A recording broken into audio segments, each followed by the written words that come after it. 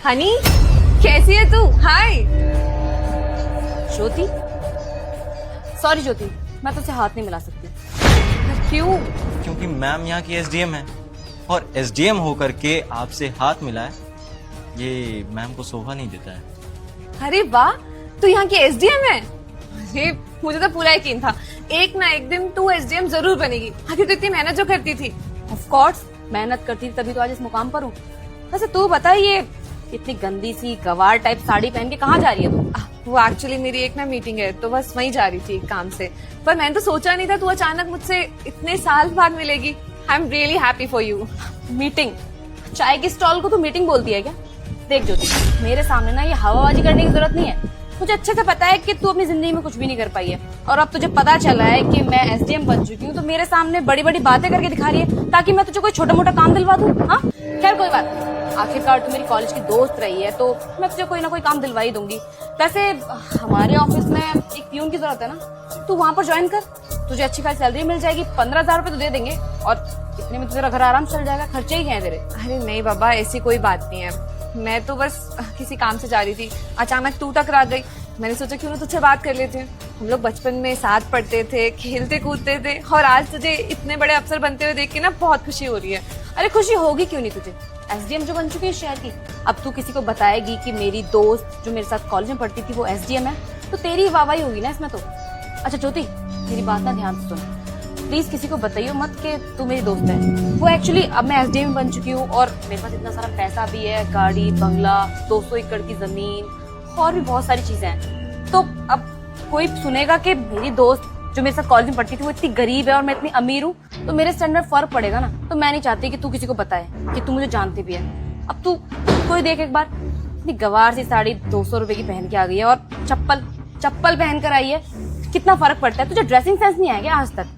तो बस इतना रिक्वेस्ट करती हूँ कि प्लीज किसी को मत बताइयो कि तू मुझे जानती है। इससे हनी एक बात बता, तुझे एसडीएम बने हुए तो ज्यादा टाइम नहीं हुआ, लेकिन इतने कम समय में इतना सब कुछ कैसे? गाड़ी, बंगला, 200 एकड़ की जमीन, ये तो पॉसिबल नहीं है ना। इतनी तो सैलरी नहीं होती है एसडीएम की। देख ज्योति, अपने ना काम से काम रख। आई बात समझ में ना? मेरी लाइफ, मेरी मर्जी, मेरा पैसा, मैं जैसे चाहे वैसे कमाऊं। तू कौन होती बीच में बोलने वाली? हाँ ये मतलब कि कहीं तो कुछ बुरी कमाई तो नहीं करती ना? अरे मैडम ने इतनी मेहनत से ये पोजीशन हासिल करी है, अब अपनी कुर्सी का कुछ तो फायदा उठाएंगी ना। पर ये सब कुछ तो गलत है ना? ज्योति, ये कुछ गलत नहीं है। मेरी मर्जी, मेरी लाइफ, मेरा जो मन करेगा मैं वो करूंगी। तू होती कौन है मुझे ज्ञान देने वाली? हाँ अपने काम से काम नहीं रखा जाता क्या तुझसे? मैडम आप क्यों टाइम वेस्ट कर रही हैं? मीटिंग का टाइम हो रहा है, लेट हो जाएंगे हम लोग। सही कहा तुमने, मेरे पास इतना फालतू का टाइम नहीं है जो मैं इन जैसे लोगों से बात करके अपना टाइम वेस्ट करूँ। चलते हैं यहाँ से।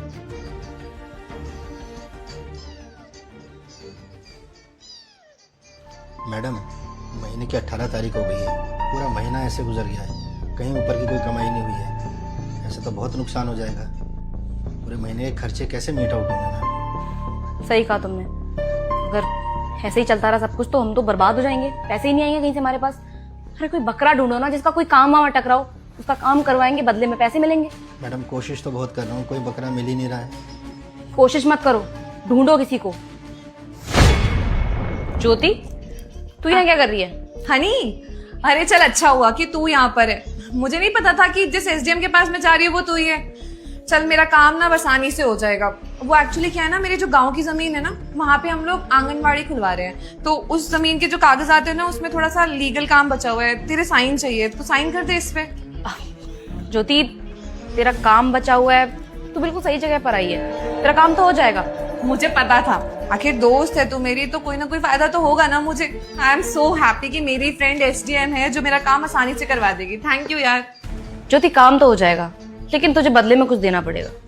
मतलब मैं कुछ समझी नहीं। अरे मैडम मैं आपको बताता हूँ, मैम नहीं बता पाएंगे आपको।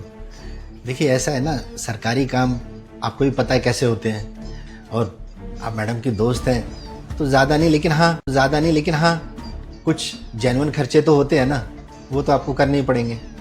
पर ये सब कुछ तो गलत है ना? अरे मैडम सरकारी काम बिना पैसों के नहीं होता है, आपको पता है। बिना पैसे के सरकारी फाइलें सिर्फ घूमती रहती हैं, किसी डेस्टिनेशन पे नहीं पहुंचती।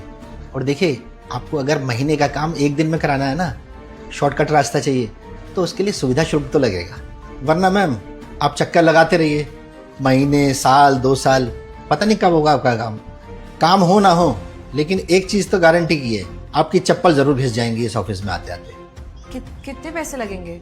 कम से कम 1 लाख रुपए। क्या 1 लाख रुपए? ये तो बहुत बड़ा अमाउंट है। अरे ज्योति, तू अपना काम 50 लाख रुपए का करवा रही है, 1 लाख रुपए तो तुझे भरपाई करनी पड़ेगी ना। और देख, तू जानती है कि सरकारी दफ्तर के काम करवाना आसान नहीं होता है। अरे लोगों के साल 2 साल 3 साल ऐसे ही चले जाते हैं, चप्पल तक घिस जाते हैं बेचारों की, फिर भी काम नहीं हो पाता। अब तेरा इस चीज का फायदा तो हो ही रहा है ना कि मैं तेरा काम 1 दिन में करवा दूंगी। ज्यादा बड़ा अमाउंट नहीं है 1 लाख रुपए, और तेरा काम भी तो काफी बड़ा है ना। तुझे कितना ज्यादा प्रॉफिट होगा आगे चल के, वो प्रॉफिट तू मुझे थोड़ी ना देगी। इसलिए बोल रही हूँ 1 लाख रुपए भरपाई कर और अपना काम करवा ले। साइन ही करना है ना, अभी कर दूंगी। पर हनी, ये तो गलत है ना कि तुम इतने बड़े ओहदे पे हो, अपने ओहदे का गलत फायदा उठा रही हो। तुम्हें लोगों के हित के लिए काम करना चाहिए। सरकार से पैसे मिलते तो है ना। एक एसडीएम बहुत बड़ी पोस्ट होती है, जिम्मेदार पोस्ट होती है, लेकिन इस तरीके से तो तू इस ओहदे का अपमान कर रही है ना। ऐसा तुझे नहीं करना चाहिए। ज्योति प्लीज, अभी थोड़ी देर पहले भी समझाया था कि मुझे ज्ञान देने की जरूरत नहीं है। अरे इस ओहदे पर मैं इसलिए नहीं आई हूँ कि बैठ के बस ईमानदारी से काम करूँ। अरे इतना पैसा लगाया है मैंने अपनी पढ़ाई में, तू जानती है अच्छे से कि मेरा पहले बैकग्राउंड इतना स्ट्रांग नहीं था। अब मैं पढ़ लिख कर इस मुकाम पर आई हूँ तो पैसे वसूल ना करूँ क्या अपनी पढ़ाई के? तो इसलिए, और वैसे भी आज के टाइम पर तो सब लोग करप्शन कर रहे हैं ना, करप्शन कर करके कमा रहे हैं पैसा। सैलरी से आजकल किसी का घर चलते हुए देखा है तूने? और वैसे भी ज्योति, सिस्टम ही यही है, करप्शन करने के बाद ही इंसान कमा पाता है। मुझसे पहले भी कोई ना कोई करता होगा और मेरे बाद भी कोई ना कोई करेगा, तो क्यों ना जब तक मैं एसडीएम हूँ तब तक मैं भी कमा लूँ थोड़ा सा।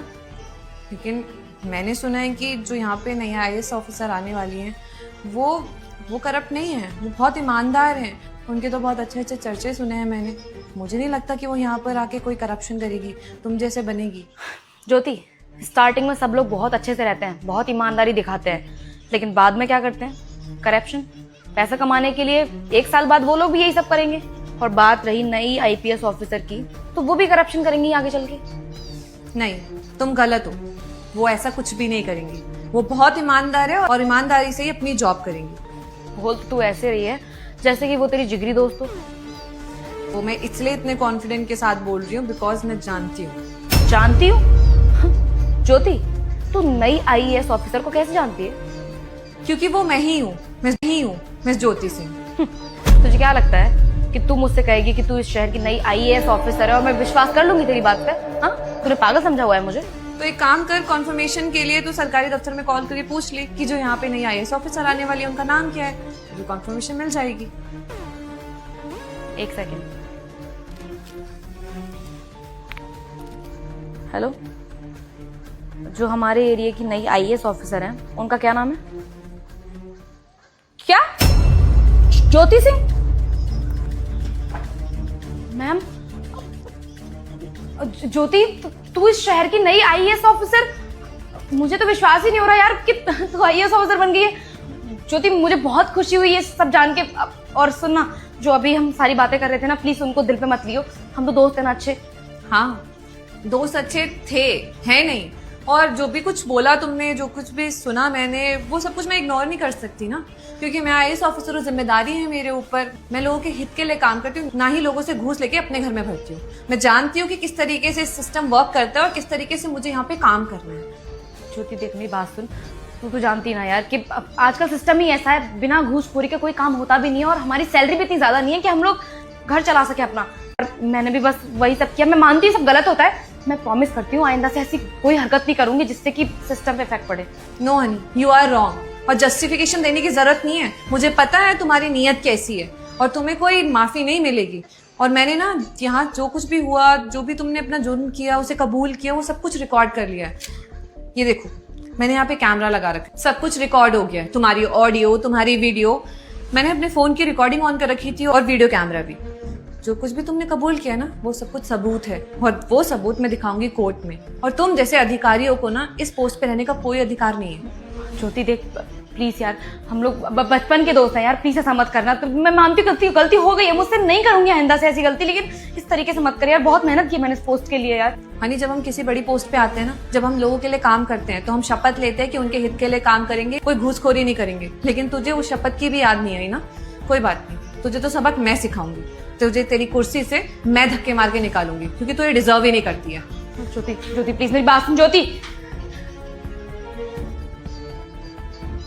क्या करूं कुछ समझ में नहीं आ रहा मुझे।